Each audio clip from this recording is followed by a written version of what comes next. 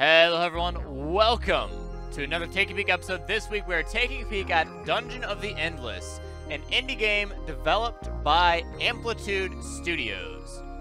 So first things first, let's go check out the options. Now in the options, it's actually fairly straightforward, not a whole lot worth mentioning here. There's basically every hotkey you could possibly want you can mess around with. The resolution, it's a little weird how it deals with resolution, but all in all, I love how customizable the options are in this game, so big plus there. So for Dungeon of the Endless, this is, again, it's an indie game. It's an adventure RPG that has elements of strategy, and it has elements of a roguelite or roguelike, akin to FTL in a way, but definitely in its own way. It has a brilliant soundtrack. I love the soundtrack. But in Dungeon of the Endless, you pick one of these different characters. Some of them are very special, like TF2 characters or characters from other games. Otherwise, you just pick one of the standard characters that come with the game. Some of them you have to unlock over time. Now, you can see some of them have faces, some of them don't have faces, so we have to you start with like 2, I think, plus the special characters, and you have to unlock all these other characters by playing the game with these different pods. So with each of these different pods, they will give you different challenges, they will give you different situations, different buffs, and different negatives as well. If you really want a good challenge, you should use the organic pod, which I believe is the last one in the list. The list is cyclical, so it'll come back around. But as you can see, each of these different pods, they have different goals that have to be met to get them. Yeah, here's the organic pod. This one is hard. This one, I feel, is an actual good challenge, but it's definitely a solid game. But the escape pod is standard. It's what you're going to use, and it's how you're going to get through the game. Although what you start with doesn't super matter. We're actually going to go ahead and start with just some random people, see whatever we get. And this is a pretty good combo, ultimately. So we have the pyro, and then we have basically a midget with a giant sword. And so this right here is the general gameplay. So this is where things start to get strategic. So it's a turn-based game, but it's also a real-time game. And that sounds confusing, but let's break it down here. So you're moving around in real time. You're fighting in real time, right? All this stuff is happening in real time, and you collect resources as you go through. You use these resources to then build new things. So in the previous room, I built a generator that will produce resources for me over time. There are 3 types of generators that you start with: food, industry, and science. Each of them serve their own purposes. Food is used primarily for the benefit of your individual heroes, so in this case, the pyro and the midget. Industry is used to make more generators and base defenses. And then science is used to upgrade new things in this little artifact right here. So this is your research artifact. That once you get a certain amount of science, you can research a new thing. And it takes, as it says in the top right, 3 doors worth of research time. So every time you activate a door, you're progressing 1 turn forward. But you still get to move around freely. You still get to do whatever you want up until you activate that door.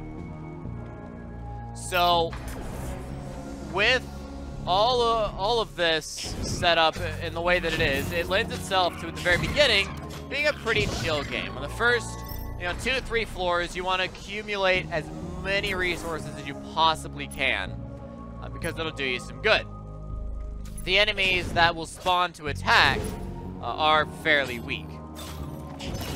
But as you get further and further along, and there are a lot of floors, you will have to start managing your resources very carefully. Manage what you use your research points on well. And you'll have to pick and choose which generators do you want, which rooms do you want to power.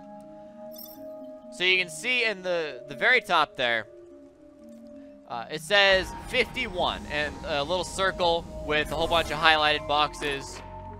Found a nice little chest there, very good. A Fuzzy, nice little weapon. No one can use it out of these two right now, but that's okay, we'll save it for later. So, at the top, that is your dust, the 59 now. That is your dust. The dust is what you use to power rooms. Every 10 can power one additional room. The power comes from your crystal, which is coming from your escape pod, in this case. So whatever ship you started with, that is how you will get your, like, where your resources will come from, where your dust will come from, where your power comes from. Now, some rooms start pre-powered, and so that saves you on a little bit of dust, but don't bet on it. Don't build a strategy around having the rooms be pre-powered, because it doesn't happen very often. Sometimes you get lucky and you'll get 2-3 rooms in an entire floor, but by and large, don't count on the rooms being pre-powered. It is nice when it happens, though. One thing we haven't really shown super much yet is that some of the heroes have special abilities they start with, and as you level up the heroes, again using food, once you make them more powerful, they can gain new abilities themselves. Now, these abilities, they have a cooldown for a set number of doors, usually, and that cooldown ends up biting you in the butt if you're not careful about it. So ultimately, you notice that we have to heal one of our guys here, because his HP is really low. It takes food to do that. The higher the level they are, the more food it takes. So you'll notice that the monsters are not necessarily trying to kill your heroes.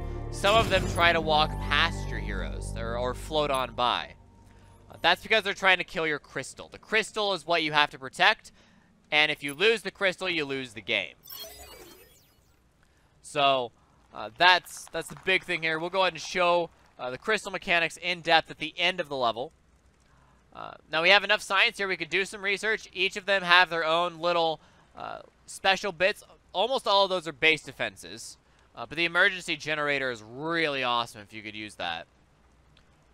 But base defenses, they can be installed on the small little things. You see in the top center room, there's a big thing, and then there's some small things next to it. The big things where the generators go, the small things are where the base defenses go. Okay, so we just found our exit for the floor. So now we can officially leave the floor whenever we choose. But in order to leave the floor, we have to take the crystal and move it to that room. And while we're doing that, monsters will spawn to attack us. Now, monsters only spawn in dark rooms. So this is where the strategy comes in. So you can see all the bright rooms, those are all lit. And the dark rooms are obviously unlit. So we've lit the entire path for us to get to our exit. If we cut off any lights in between there, it'll cut off everything down the line. So we have to be careful. But now that we have a couple of items here, you can see the different little icon on the bottom left shows what the person can use on the character page and what the item is in the backpack. So we have a prisoner uniform, gives us a little more defense, keeps us alive a little bit longer, and that would fit right in that slot. Just click and click, and there you go. And a level up would cost 25 food, and each level costs significantly more and unlocks new skills, active and passive, usually, but not every level, unlocks a new skill. So now that we are fully prepared, we have all of everything completely maxed out that we can do on this floor, and the floors get much bigger the further on you go, which makes it very difficult later on. Now we can grab the crystal and make a break for it. And this is where the turn-based goes away completely. So we need to click. So we're moving. We move at half speed while carrying the crystal, and you can see the little exclamation point says that's where some enemies are coming from right now. So we have our little pyro in there, He's attacking, killing all those enemies, and the enemies are going straight for the crystal. But we have to make sure they don't attack the crystal. The crystal is very fragile. But the person carrying the crystal, they are the one that you have to protect more than anything else. The crystal, you do not want it to touch the ground. So, Pyro takes a whole lot of damage, has some nice lingering damage effects, and is able to kill those guys without necessarily hitting them. But we just need to get both our people right in the room. So Crystal, run into the room, run, and exit. Both people are in. Away we go, and we go to an elevator. Now again, at the end of each level, whatever resources you've gathered, carry on to the next floor. So we have some industry, and we have some food, and then we have our score, doors, monsters, kills, some banter on the elevator, and we move on to the next floor, and to the next floor, until eventually we get enough resources and enough heroes that we've picked up along the way, because sometimes you'll find other interesting things in the rooms, like heroes or traders as well, that eventually you will get to a point where you just can't quite handle it anymore. So we're sitting here, we're on floor 9, so way in the future. You can see this floor is already way bigger than floor 1, and it's definitely not fully explored. There's at least 3 rooms left, at least, right? And we just found another room attached to this one. More research, finishing, finding new interesting stuff, rare equipment, and then enemies attacking from both sides. There's just not a lot we can do. But you have to be careful, because if you're not, you'll end up losing another hero. And there goes our Pyro from the very beginning of the game. They're very high level at this point, so you saw that full of love. Very powerful. And now all we have left is our one midget with a sword. And he's gonna tear him up as best as he can, and he can open up the chests and recover all the equipment from everyone that's died. But sometimes you've just been put into a situation where all you can do is light up the path, grab the crystal, and make an exit. And try your darndest to get to the next floor. But it's not always going to happen, because you can't light up everything. So, it's a pretty fun game overall. The music in this game, I find to be pretty good. Not all of it. Oh. That's sad. Game over. Our crystal died. Not all of the music is amazing. Not all the sound effects are amazing. But it definitely is a very fun game. I definitely recommend picking up this game. If you're a roguelike fan, if you're a fan of indie titles, or if you're a fan of adventure, RPG, strategy blends, I would recommend picking up this game. As you play through it, you can get a lot of really cool album art. There's a lot of stuff in here that you can look through. Several pages worth, and I'm not going to show you all of it. Some of it I don't have unlocked at the time of recording this. And some of it is just like backstory about the individual characters. So if you like a little bit more lore about the game, you can get some really interesting stuff out of these little bits of album back here. But you get to see concept art. It's really cool. They obviously put a lot of love and a lot of work into this game, and it shows, and it's a very polished, very fun game to play. Again, if you like roguelikes with a little bit of strategy thrown in there, kind of like FTL, has a little bit of strategy, I highly recommend Dungeon of the Endless. Overall, I would give it a solid 8.5 out of 10. It was a lot of fun for me to play through this game.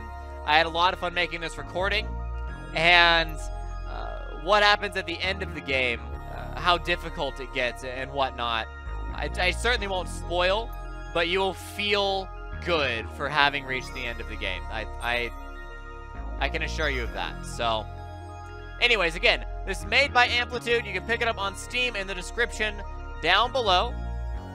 And again, thank you all for watching. If you liked the video, give it a like, subscribe to the channel, share with your friends on Facebook, Twitter, Reddit as well. Thank you to Amphit for being a Patreon supporter. Patreon supporters help make this stuff happen more often, so I can afford to pick up more games to show you guys. So, again, big thanks to Amphit for helping make this video a possibility. Again, Dungeon of the Endless. Go check it out. It's a really fun game. And if anything of what you saw here looks fun, or anything I said sounds fun, seriously, pick it up. It's a great find. So again, thanks for watching. I will see you all next time with another Take a Peek episode, where we take a peek at something new. Thanks for watching, and DFTBA.